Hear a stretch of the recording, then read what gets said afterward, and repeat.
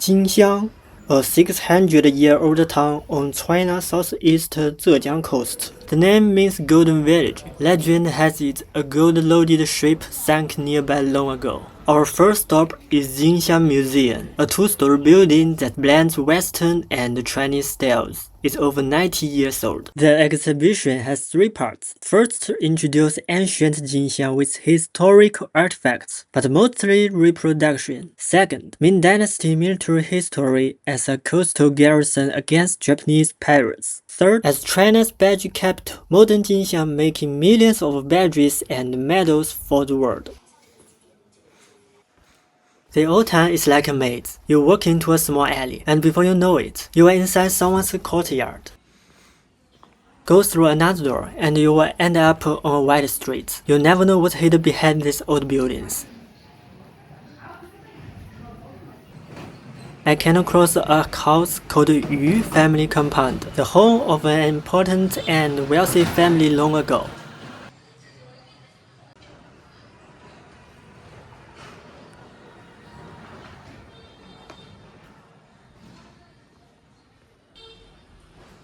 Inside, I was surprised to find a small private art gallery with just 3 rooms and a courtyard. Some artworks were even placed outside. It feels like a personal project created by an art lover. The art itself wasn't real my style, but the courtyard had a nice, peaceful atmosphere. After looking around for a bit, I continued on. Long ago, in the Ming Dynasty, this area faced big danger from pirates coming by sea. The government built strong walls and gates here to keep everyone safe. Jinxiang became one of the most important defense towns on the South Zhejiang coast. That's why the streets feel so protected and hidden. They were designed like a fortress.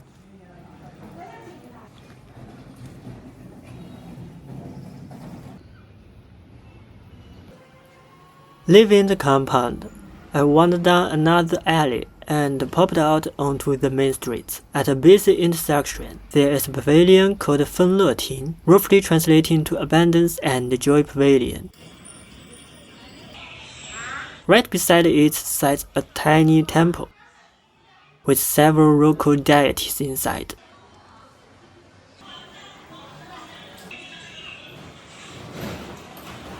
Many families in Jinxiang today come from soldiers who came here hundreds of years ago. Those soldiers spoke a special dialect that mixed with local speech.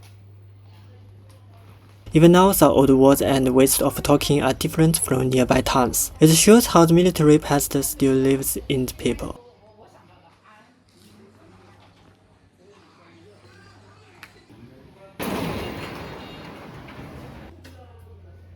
Further on, I reached Jinxiang's City God Temple.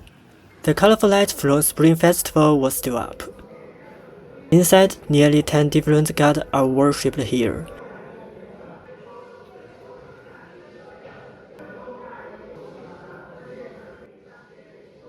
The main god here is Wang Taiyu, a Ming general who was the commander of Jinxiang. People believe he protects the town so well that after he died, he became the city guard, the guardian spirit of the whole place. That's why locals still come here to pray for safety and good luck.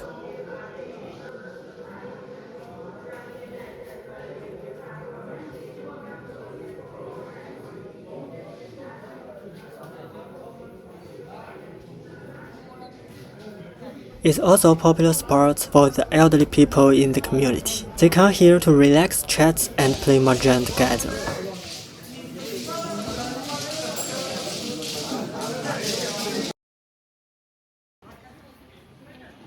From the back of the city god temple, I entered a carved local market.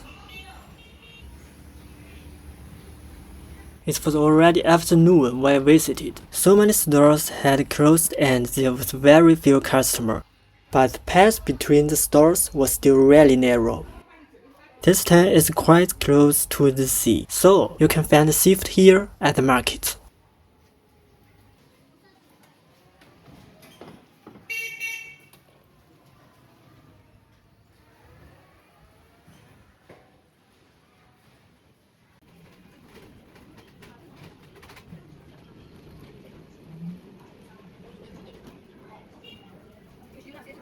Like I mentioned earlier, you can easily move from one street to another through a small narrow alley. This one took me to 8th Alley, and finally led me to Westgate Street. Many of the old buildings here had been restored, with fresh pavements and a neat traditional look around the whole street. This building is a Dave Mansion, the former home of a senior official in Jinxiang. It is no longer a private house, but now used as a community center. Through a small side gate, you enter the Garrison Town Cultural Lounge. Opening late 2018, it covers about 2,000 square meters. It is a public cultural space with a library, a small lecture room, art exhibition, and weekend classes. Inside, you can see local students doing their homework.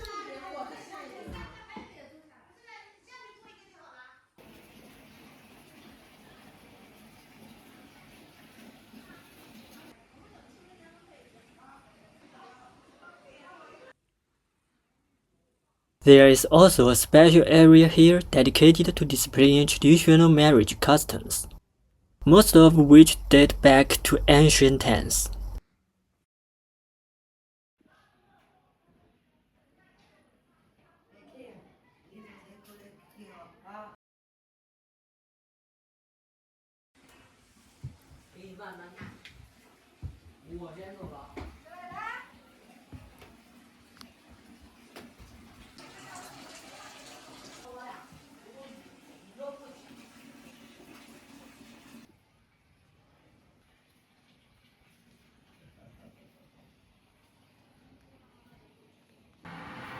Living here, I wandered into a small alley again.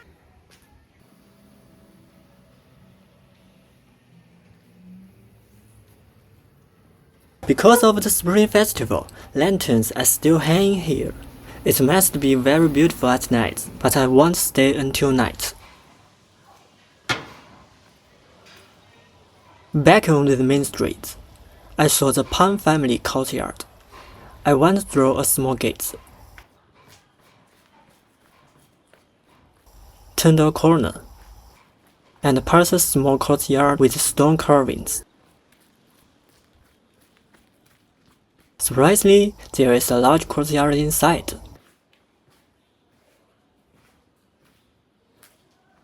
On one side of the yard, the old wooden buildings have been preserved, and on the other side are modern buildings.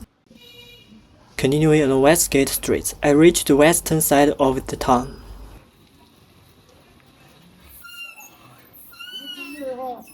A tall city wall stands right in front of me. There is also a statue of anti-Japan general in front of the wall. According to records, most of the original wall was destroyed over time, so the section you see now was rebuilt in recent years on the original site, following the old style. I climbed up the wall to look around. The moat right next to it is the original from the Ming Dynasty, and it still surrounds the old town today. On the wall of the nearby building, there are huge paintings, local folk song, and 4 big characters. Famous town against the Japanese pirates. While I was on the city wall, a funeral procession passed below. At front were the direct family members of the deceased. A band played funeral music, and several people carried sedan chairs, holding the portraits and ashes of the person who had passed away. Relatives and friends followed behind the procession. They were walking along the main street on their way to the cemetery for the burial. Alright, that's it for today's video. If you like it, please follow me. I will take you to explore more little known places in China.